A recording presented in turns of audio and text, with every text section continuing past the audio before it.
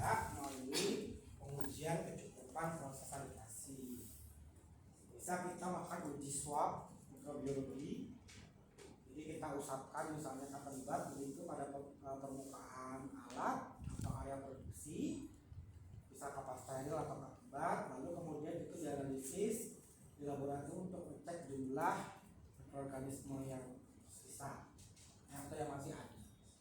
Jadi misalnya kalian sudah nyuci misalnya loyang buat bikin kue itu ya, bikin kue dan dicuci udah bersih gitu, sudah dibersihkan, kemudian ambil cotton bud, disuap, terutama pada bagian yang sulit dibersihkan, terutama sudut-sudut mati, disuap, kemudian nanti yang suapnya itu cotton budnya itu di planting di media agar, kemudian nanti ditumbuhkan media agarnya, dicek apakah ada terbentuk koloni atau tidak. Kalau ada koloni berarti itu masih ada mikrobia yang tertinggal di peralatan.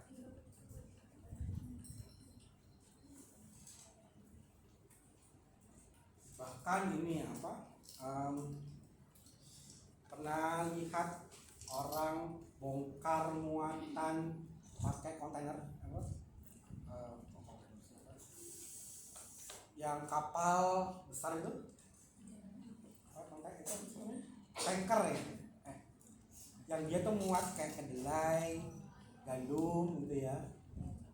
Nah itu setelah, biasanya kapal itu nggak cuma dipakai untuk bahan makanan aja, untuk bahan pangan aja, tapi bisa juga untuk batu bara, untuk yang bahan-bahan non pangan. Nah makanya setelah dia unloading atau dikeluarkan bahan-bahannya itu, kalau batu bara dikeluarin, kemudian dilakukan pembersihan. Setelah dibersihkan, itu kemudian ada tim yang bertugas untuk mengecek keberhasilan pembersihannya, sanitasinya, apakah sudah cukup sesuai atau tidak. Salah satunya dengan cara disuap. Kalau tidak memenuhi standar, disuruh ngulang pembersihan. Ya kalau disuruh ngulang kan berarti kosnya kan nambah ya. Kemudian ATP bioluminescence, ini kita mengukur sisa ATP. Sisa ATP berarti kalau sisa ATP yang tinggi berarti ada residu di situ, banyak sel makhluk hidup, jadi sel bakteri itu masih banyak.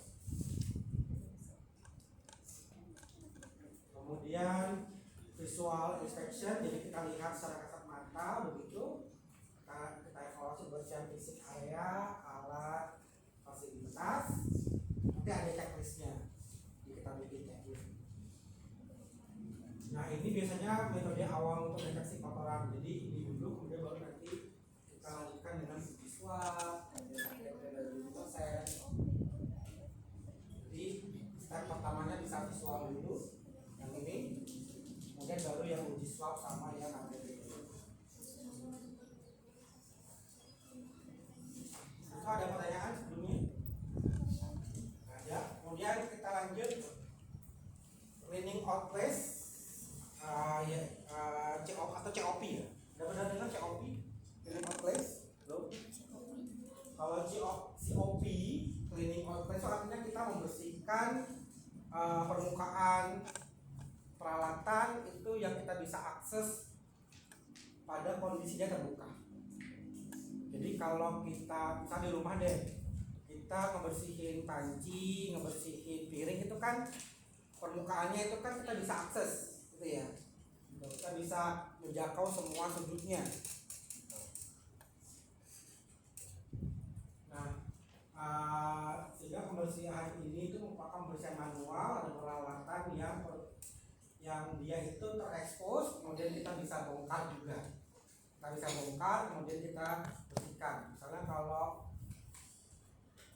pernah untuk kalian mungkin grill daging gitu ya, itu kan ada kayak ininya khusus ya, itu kan bisa dilepas gitu ya, dibersihkan. Atau habis pakai blender kan kita bisa copot gitu ya. Nah itu cleaning out place.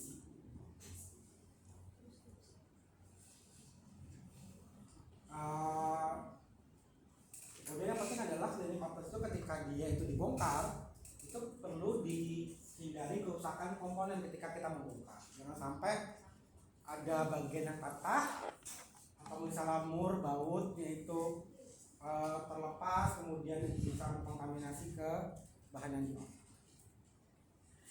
Nah, alat umumnya dibersihkan COP pada saringan filter itu kan bisa kita buka kan, kita buka, bisa memotong. Jadi kalau kalian mungkin pernah lihat alat untuk bikin slice, daging slice itu, kalau kalian ke AIC All You Can Eat itu kan ada daging slice itu kan dipotong-potong itu pakai apa, slicer itu dipotongnya ketika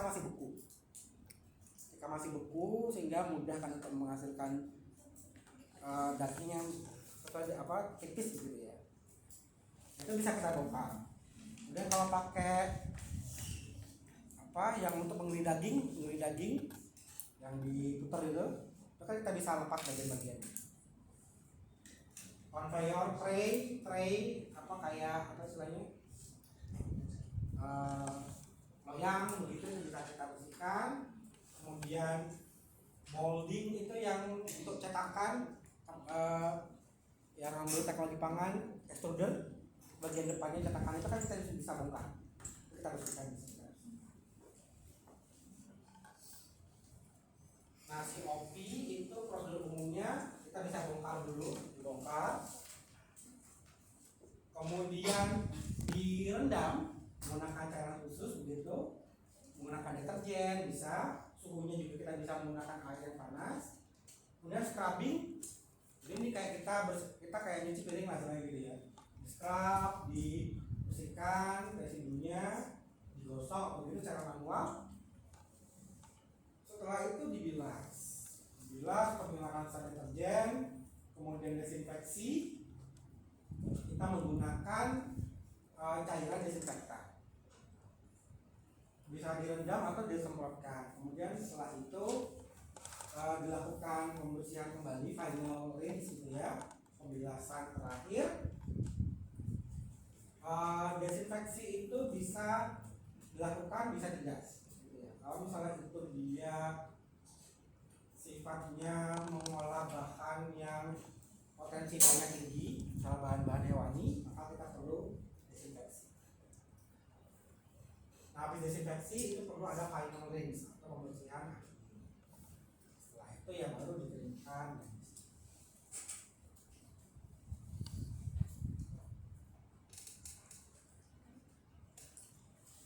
Jadi gampang kalau COP itu. Nah, yang sulit adalah CIP, cleaning in place. Cleaning in place itu kayak kalau kalian punya sedotan stainless steel, dulu booming ya, sedotan stainless steel itu kan kita bersihinnya bisa pakai alat khusus ya, ada kayak brush gitu yang kecil gitu ya. Tapi kalian bayangkan sedotan itu pipa yang panjang untuk ngalirin susu di industri susu. Jadi pipanya itu dari sini sampai ke misalnya jeep panjang. Itu perlu seberapa panjang brush ya kan, penggosok gitu kan. Nah, jadi itu kan sulit ya kita lakukan pembersihan di bagian dalamnya gitu.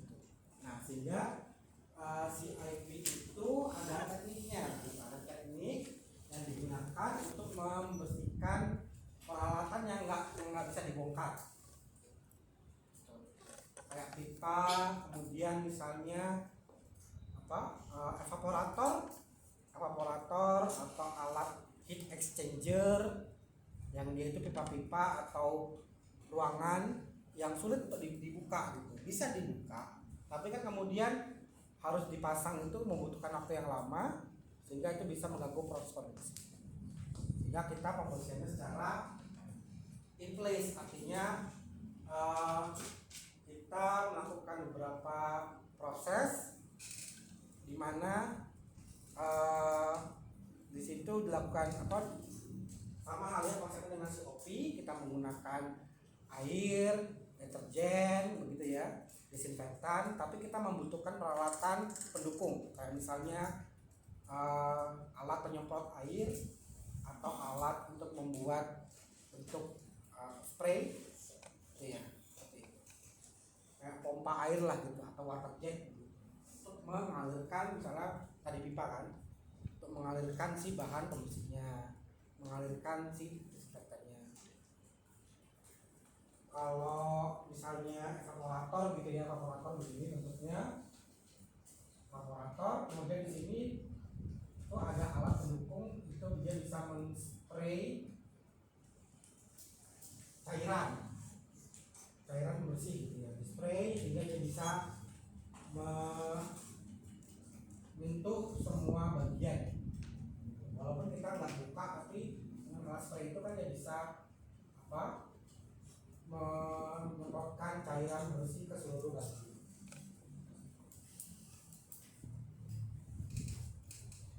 Nah, kemudian diterapkannya pada tangki pencampuran cairan, yang untuk campuran kemudian evaporator, vaporizer, jalur pipa seperti saya sampaikan gitu ya, jalur pipa. Nah, kemudian parameter kritisnya itu pastinya suhu dari airnya gitu ya. Kalau misalnya dia ada pembentukan kerak atau film, namanya biofilm. Jadi masalah utama kalau pada industri yang dia menggunakan pipa, jalur pipa susu begitu ya, industri susu, itu masalah utamanya adalah pembentukan biofilm. Biofilm itu jadi bakteri itu dia numpuk di permukaan, kemudian dia membentuk semacam agregat gitu ya. Kemudian ini terbentuk semacam lapisan lendir, karena bakteri kan bisa menghasilkan polisakarida lendir. Nah, lendir ini kemudian ini bisa mengkontaminasi bahan yang di alam,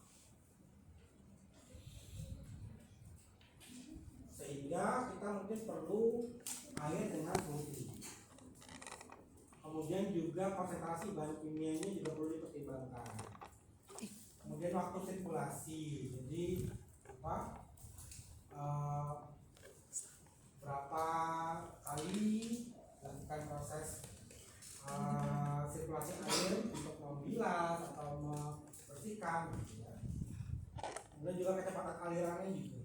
Jadi kalau biofilm ini dia nempel kuat, kita pakai kecepatan air itu yang kecil, kita nggak bisa lepas, susah.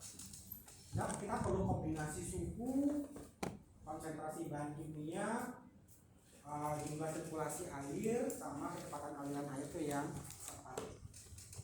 Sama halnya ini juga tadi yang evaporator itu kan dia pakai spray, ada sprayernya gitu ya. Ini kalau sprayernya itu lemah, dia nggak nyampe ke sini gitu.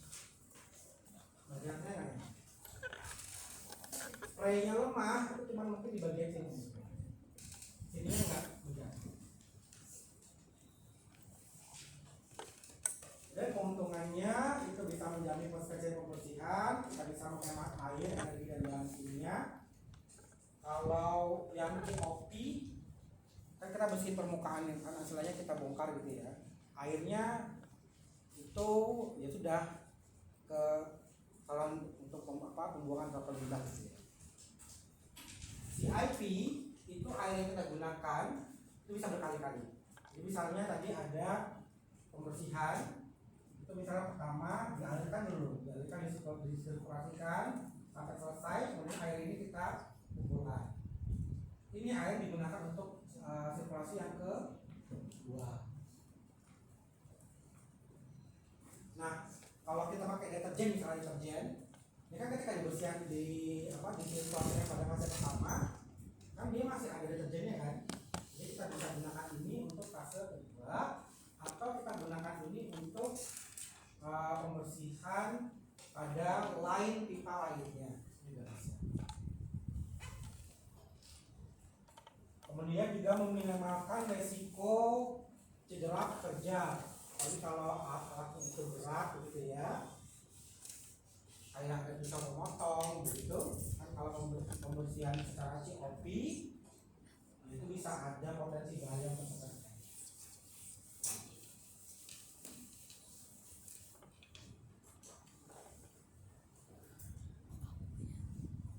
Nah, kalau tahapan COP-nya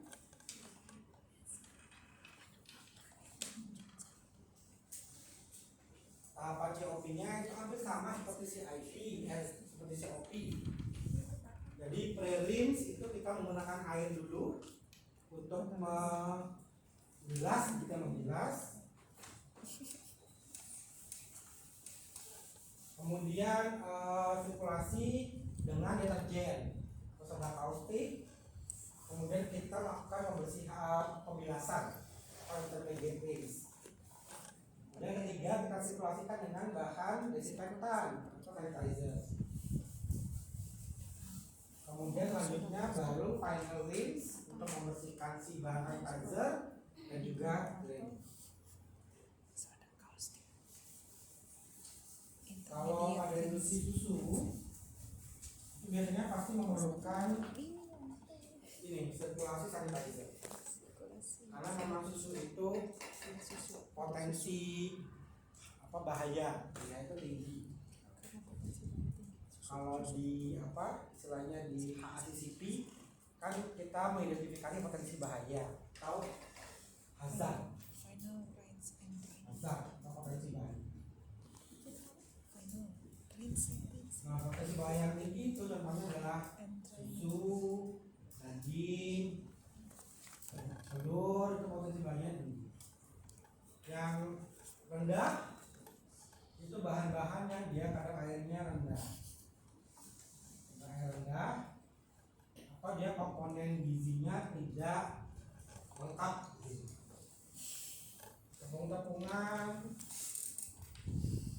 kemudian kacang-kacangan, ubi-ubi, itu bisa dia masuk ke potensi bahaya. Kalau susu, daging, telur itu potensi bahaya. Tidak kerap kali kita membutuhkan penggunaan desinfektan.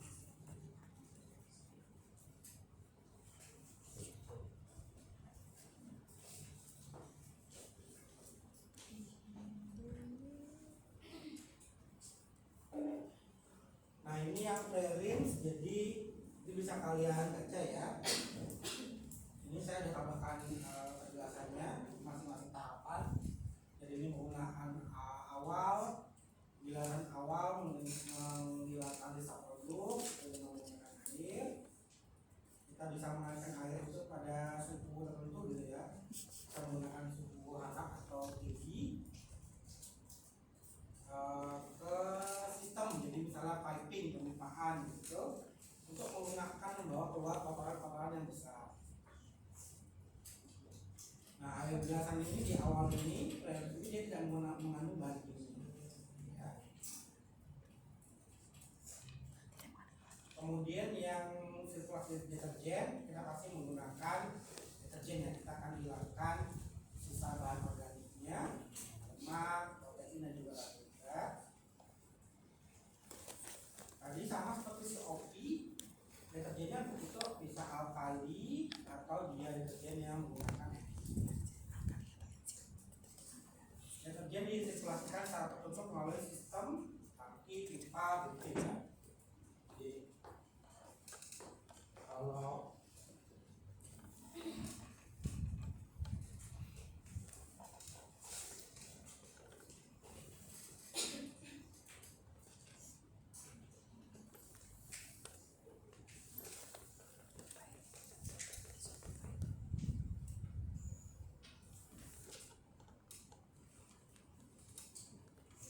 ini misalnya ini tangki mixing, ini pakai tangki pasteurizing gitu ya, pasteurisasi.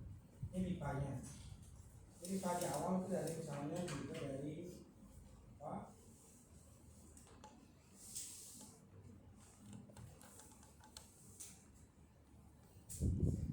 Ini feednya gitu ya, dari ini susu, atau susu. kemudian kita alirkan air gitu ya, air ini, atau dia bisa kita buka begitu ya, dia aksesnya terbuka begitu. Nah ini kita bisa alirkan air, dia bisa pakai kayak pompa, jadi sehingga bisa memberikan tekanan gitu ya, sehingga ada laju aliran airnya. Jadi kemudian kita alirkan gitu, dia akan mengalir sini sampai ke outletnya. Itu yang release pertama. Kemudian kita kedua masukkan deterjen.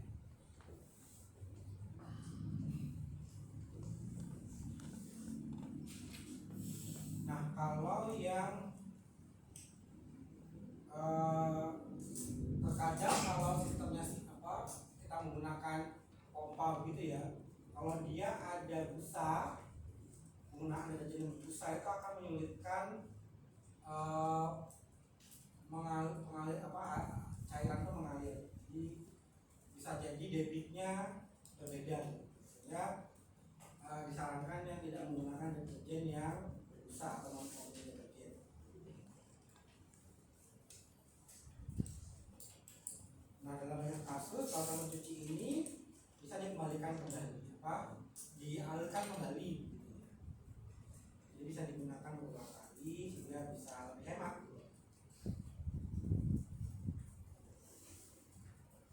Nah setelah itu baru dibilas, namanya intermediate rinse. Jadi kita hilangkan tadi sisa deterjen.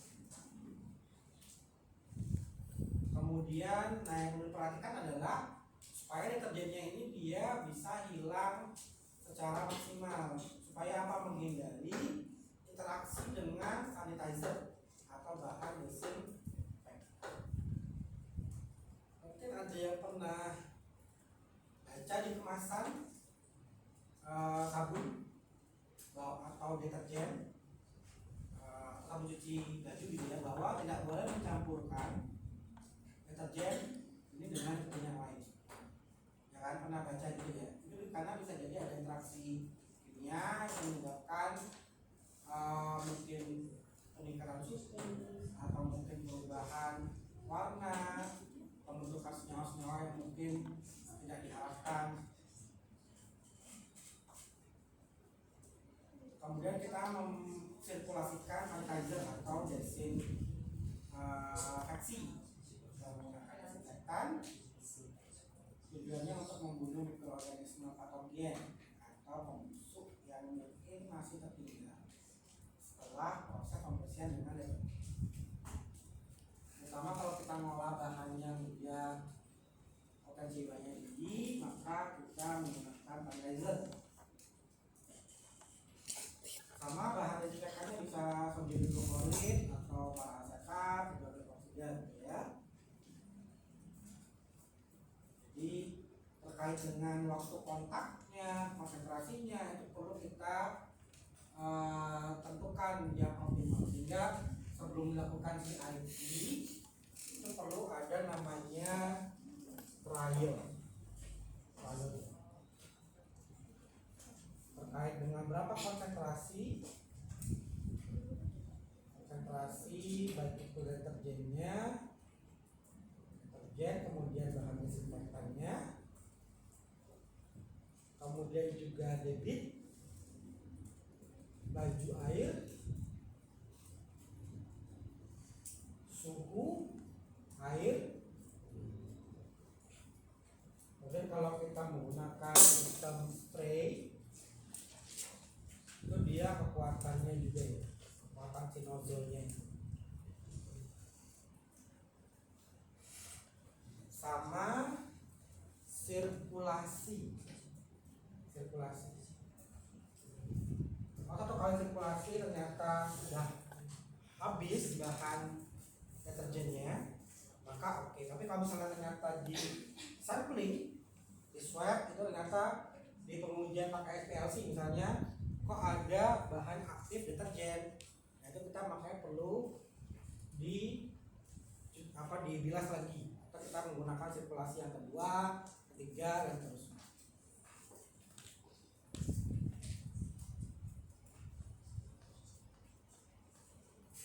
Kemudian Kemudian final rinse atau pembilasan final ya, akhir itu kita buang residu kimia, sanitizer atau disinfektan. Kemudian draining kita keringkan gitu ya, kita keringkan karena kalau dia lembab bisa jadi pertumbuhan mikrobia di situ ya, ada pembentukan. Bahkan pengeringan mungkin kita bisa pakai kayak blower gitu ya, atau udara yang panas gitu untuk memudahkan proses penguapan.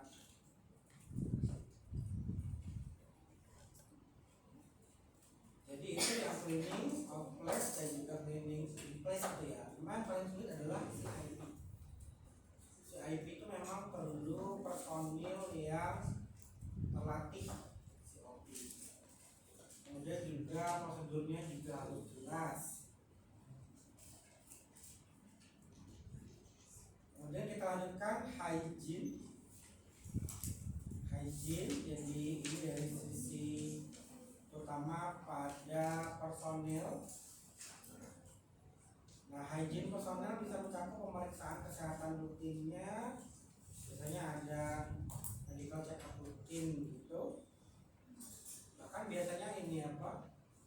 Ya sebelum kerja gitu, sebelum masuk ruang produksi, dicek suhu tubuh, itu sebagai upaya untuk melakukan pemeriksaan kesehatan secara sederhana.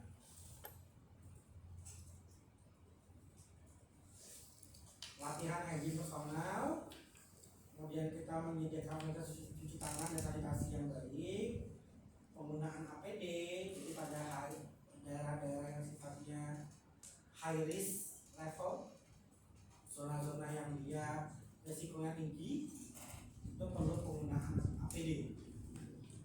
Atau bahkan yang zona-zona risiko tinggi itu dia sudah otomasi pakai robot.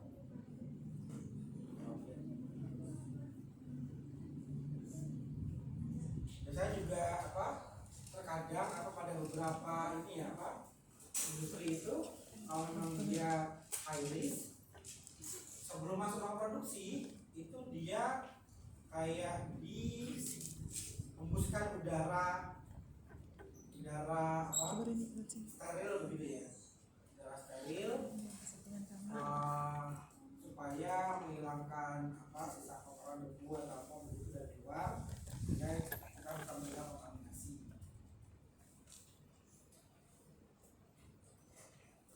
Kemudian kontrol akses untuk para produksi, jadi hanya personel tertentu yang memang dia bisa masuk ke ruang produksi, jadi bagian lain itu nggak bisa. Bahkan kalau kalian berkunjung ke industri susu, saya kemarin itu field trip itu, jadi dari mahasiswa ke pabrik susu di SGM kalau yang di Klaten, itu kemudian juga ke pabrik sosis nugget Java di Boyolali, terus juga yang Carwen itu di Salatiga. Untuk kita sistemnya visitor pengunjung itu cuma bisa kayak window shopping. Jadi biasanya kita di bagian atas begitu ya, ada kayak treknya, jalurnya, kemudian kaca. Jadi kita cuma lihat dari luar aja. Kita nggak bisa masuk ke dalam ruang produksi karena dia itu zona risiko tinggi.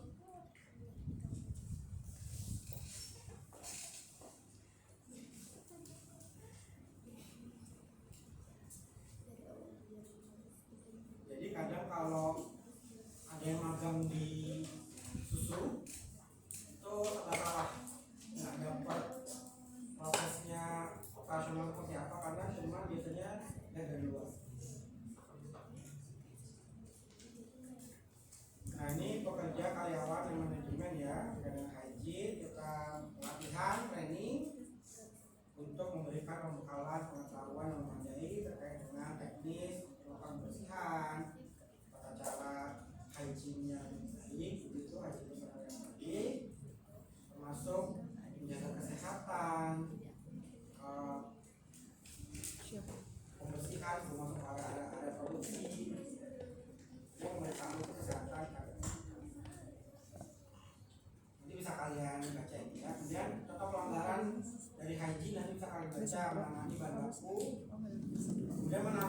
produk olahan ini kontaminasi silang.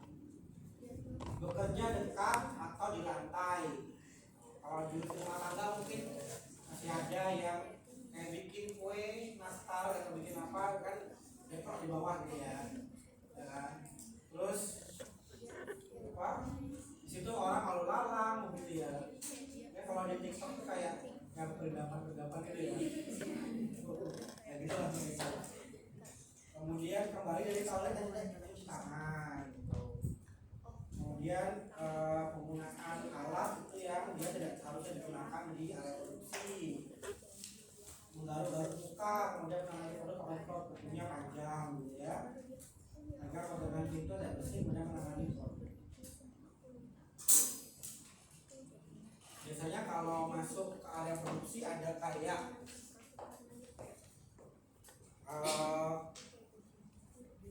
apa sih namanya, kayak tirai yang plastik itu yang dia bilah-bilah, jadi kita buka gitu untuk masuknya. Itu sebenarnya untuk memudahkan masuk, yang memudahkan kita masuk, tidak kita memegang itu atau gagang itu atau apa begitu ya.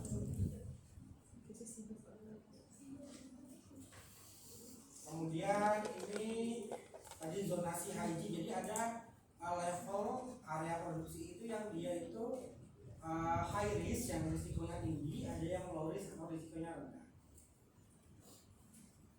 Nah kalau yang risikonya rendah itu dia biasanya untuk daerah-daerah yang menangani bahan mentah atau produk yang belum rentan rusak ya, misalnya gudang, area penyimpanan bahan. Jadi ini bukan tahapan proses produksinya ya, ini masih tahapan persiapan. Atau misalnya produknya udah dikemas tinggal masukin ke box, itu dia low risk. Jadi kontrol untuk area low risk itu cuma kebersihan umumnya dijaga, kemudian kita menggunakan APD yang sederhana. Tapi kalau yang high risk itu dia memang area itu sensitif terhadap kontaminasi. Jadi berkaitan dengan produk yang siap makan, jadi kayak susu,